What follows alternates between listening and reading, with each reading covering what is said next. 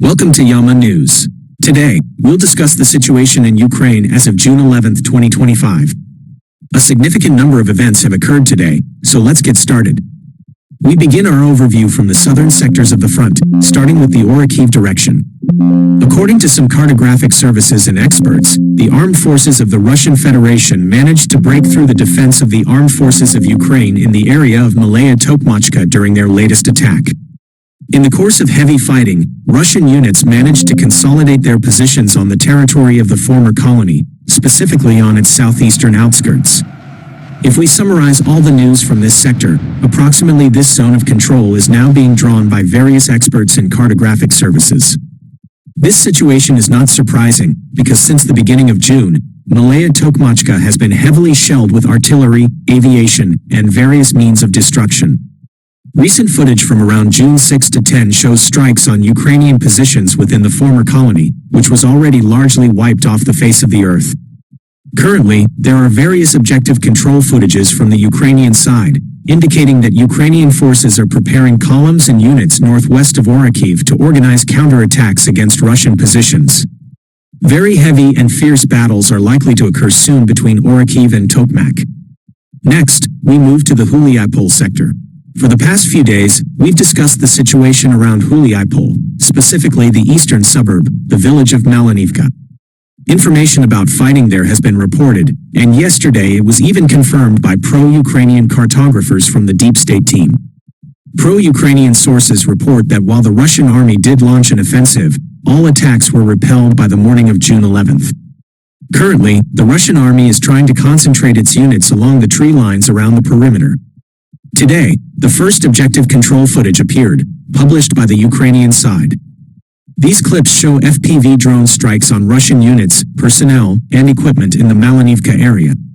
Based on this footage, we are now coloring the disputed territory in favor of the Russian armed forces. We now move to the Dnipropetrovsk direction, from where the largest number of geolocations and very interesting news has arrived today. First, the Russian Ministry of Defense, MOD, made interesting publications today, stating that the Russian army has managed to expand its control zone along the border between Dnipropetrovsk and Donetsk regions. The MOD also reports that the Center troop grouping continued its offensive deeper into the Dnipropetrovsk region. On the map, we see several points where the Russian army could expand its control. Most likely, this refers to the front line between Novopavlivka, Troitska, and Orahov, where the Russian army continues to expand its control along the border. This is a wide tree line stretching from Moravka south towards Horyakov and further towards Alexivka. A large anti-tank ditch has been dug along this entire border, which, along with the tree line, is being used by the Russian army to concentrate additional forces. Currently, first reconnaissance and sabotage groups are gradually infiltrating the tree lines in a western direction towards Novopavlivka, indicating a gradual offensive into Dnipropetrovsk Oblast. Furthermore, the Russian MOD made another significant statement today. Not only the Center troop grouping but also the Vostok troop grouping has entered Dnipropetrovsk Oblast. There's an invisible boundary separating the zones of responsibility of these two groupings, which appears to run along the Vovcha River. This small river flows from Alexivka northwest towards Novopavlivka. The Vostok troop grouping could have crossed the border in at least two places. The first area is between Bahatir, Otradny, Zeleny Kut, and Nova Ukrainka, along the Vovcha River. Pro-Russian experts have marked this area on maps, indicating that Russian forces from the Vostok grouping crossed the border here. Specifically, tree lines north of Otradny up to Nova Ukrainka have come under the control of Russian units. The second potential crossing point is between Zelenypol, Novopoltamirivka, and Nova Energia. There's a high probability that Russian army units from the Vostok grouping could have bypassed Tymirivka and approached Nova Yahorivka from Zelenypol or through the Zaporizhia region. The MOD did not specify where exactly this occurred, but there are these two possible directions. However, the highest probability is in the area of Alexivka, where the Russian army is actively advancing in the western and northwestern directions. For the past few days, we have repeatedly discussed the situation in Alexivka. Yesterday, units of the 114th Brigade of the Russian Armed Forces even published a video from Alexivka, showing at least 4 flags of the 114th Brigade installed in various parts of the settlement, in the western, eastern, and central areas. Based on these objective control footages, yesterday we colored the eastern part of Alexievka. Today, neutral cartographers are updating the map, showing that not only the eastern and central parts, but also the western part of the settlement has been finally cleared by the Russian army as of June 11, 2025. Essentially, Alexievka has come under Russian control. We await a corresponding report from the Russian Ministry of Defense soon. The active offensive in Alexievka is practically a turning point in the hostilities for Novopavlivka. Also, with objective control footage from Boganivka in the southwestern direction, map adjustments today show an offensive on a broad front, with the aim of encircling Ukrainian units located along the network of strongholds between Alexievka, Zeleny Kut, and Nova Ukrainka. The strike from the north towards Nova Ukrainka allows Russian units to physically cut the only supply route between Novopavlivka and this network of strongholds, as well as from Alexievka. We should expect a lot of news from this direction in the near future. In the upcoming night of June 11 to 12, Ukrainian forces will likely begin retreating through tree lines, forests, and fields towards Novopavlivka to avoid being caught in a cauldron that is about to form. It's important to note that in the fields between the Vovcha River, Novopavlivka, Horyakov, and Alexievka, there is a huge amount of geolocated objective control footage showing FPV drone strikes. These fields, which are currently the only corridor for Ukrainian forces to retreat, are already under full and 100% fire control by Russian forces, using drones and artillery. Additionally, Russian reconnaissance and sabotage groups are likely present here. Retreating from these fields is now very difficult, and the window of opportunity for Ukrainian units is narrowing by the day and hour. To summarize, we should expect the front line to align with the border between Dnipropetrovsk and Donetsk regions soon. Combat operations and the offensive of the Vostok troop grouping continue in Komer. Today, the Vostok grouping itself and affiliated Telegram channels confirm that at least 25 to 30% of Komer, specifically its southern and southeastern parts, have been cleared. The Russian army continues its offensive, though Russian sources confirm that the Ukrainian side is offering fierce resistance in this direction. Russian aviation is operating in the rear, launching strikes with FABs and missiles, and counter-battery warfare is ongoing, with the offensive progressing at a high tempo. We now move towards Pokrovsk. For a long time, we hardly mentioned this settlement, but in the past few days, we've received increasing news and objective control footage, mainly from its southeastern part. Today, new objective control footage appeared, showing Russian aviation strikes on Nadivka, a suburb of Pokrovsk, and on Pokrovsk itself, using aviation and FABs. According to the video author, the strikes target temporary deployment points. A few days ago, near Novopavlivka, along the M30 highway, strikes were also carried out using the heavy flamethrower system TOS Solansepiak. We observe a very high and increased activity of Russian aviation and heavy artillery in this square. As we speculated yesterday, there might be a desire or plans to advance along the M30 highway to enter the southeastern part of Pokrovsk and consolidate positions in that direction. The main objective of such an offensive could be to divert Ukrainian forces to this direction. This would be a significant media victory if Pokrovsk is entered. Moreover, such an offensive could allow the Russian army to divert some Ukrainian forces from the eastern and northeastern directions of the Pokrovsk agglomeration, where the Russian army is also continuing its offensive. Yesterday, some pro-Russian experts adjusted maps in the area of Koptayevo. According to some pro-Russian cartographers, the Russian armed forces managed to break through Ukrainian defenses and enter this settlement. Today, this information is confirmed by several sources. With multiple confirmations, we are making a small update on the map, showing the approximate territories that may have come under Russian control during the recent offensive. Essentially, beyond Shevchenko-Purgo, the Russian army is entering Koptayevo, which is already the northeastern territory of the Pokrovsk agglomeration. The agglomeration is gradually being semi-encircled, and if the Russian army continues to advance northwest, it could lead to the complete encirclement of the Pokrovsk agglomeration. It seems that the offensive and possible maneuvers in the southeastern part of Pokrovsk are precisely for this purpose, to divert as many Ukrainian forces and resources as possible to prevent the transfer of additional units to the northeastern part, where the Russian army is actively advancing with the aim of completely encircling the Pokrovsk agglomeration. Next, we move to the Kostyantynivka front, where combat operations and the active offensive of the Russian army continue. Today, it can be officially stated that June 11th marked the first day of the formation of the Kleban BYK cauldron. Previously, it was simply the Kleban BYK direction or pocket.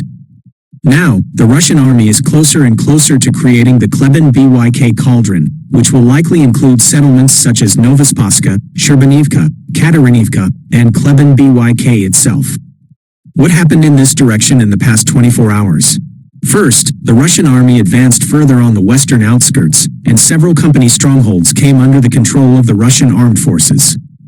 These images were published today by the Ukrainian side and show Russian assault units advancing through former Ukrainian positions with the aim of further eastward advance.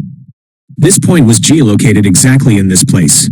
From a higher distance, we can identify the tree lines where Russian assault units advanced. Based on these images, we are making the appropriate map adjustment. Based on these images, it can be assumed that the Russian army is already storming the next stronghold in this network of strongholds located between Novoleonovka and Yablonivka, gradually advancing further east. At the same time, the Russian army is gradually advancing on the eastern flank. According to separate objective control footages, a large former Ukrainian stronghold has come under the control of the Russian army. These images are also published by Ukrainian sources today, showing a series of FPV drone strikes on former Ukrainian positions. These images originate from this location. Russian units have taken control of a powerful stronghold located just a few kilometers from Nelipivka and the Kleban BYK reservoir. Let's look at the current distances. The distance from the advanced positions of the Russian army to the Kleban BYK reservoir is now 2 kilometers 270 meters. The distance from the advanced Russian positions at Kharman to Route 0522, the only supply route, is now 1 kilometer 770 meters. The distance to the railway is just 1 kilometer. It's clear that the Russian army will continue its offensive. The objective of this offensive is not necessarily to reach the Kleban BYK reservoir or Route 0522, but rather to outflank the remaining Ukrainian positions at the mine in the northwestern part of Toretska from the north, and to reach the last stronghold located on Route T0516. The main task for Russian units is clearly to occupy the tree line along the railway that runs from Toretska towards Kostyantynivka. This pocket is now the task for the Russian army to clear. Reaching this area would mean the complete establishment of physical and fire control over Route 0522 in the eastern part of the Kleban BYK reservoir. From that moment, the Ukrainian army will no longer be able to use this road for evacuation, supply, and support of Ukrainian forces in the settlements to the south. However, there is still a possibility to move along Route 0524 through the western encirclement of the Kleban BYK reservoir. But here, an active offensive by Russian units is underway from both the west and the south. Today, some cartographers are again marking the map and the fields south of Yablonivka in favor of the Russian armed forces. Despite what the map might show, the window of opportunity for the Ukrainian army is narrowing, and in a week or two, it will likely be impossible to withdraw units from this pocket. At that point, it will no longer be a pocket but a full-fledged Kleban BYK cauldron. At the same time, there's increased activity of Russian drone strikes on Katarinivka. A month ago, we rarely received footage from this sector, but now we get several geolocations every day.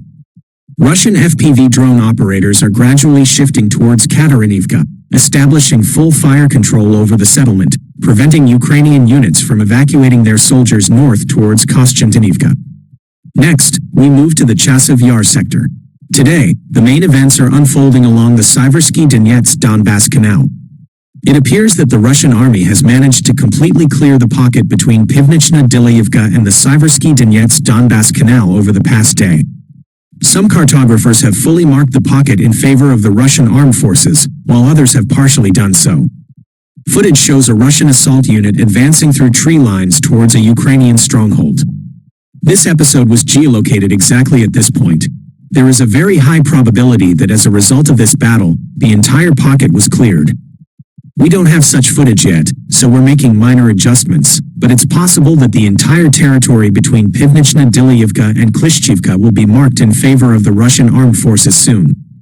Some pro-Russian cartographers have already done so. Overall, we are seeing the completion of the first stage of the Kostyantynivka assault, the clearing of the Kleben BYK pocket, as well as the cutting off of the salient between Turetska and Chasiv Yar. Once this is completed, the battle for Kostantinivka itself will begin. Regarding Chasiv Yar itself, there's nothing new to report on the central part. The situation remains unchanged and maximally stable. However, it seems the Russian army is holding this direction until the last moment.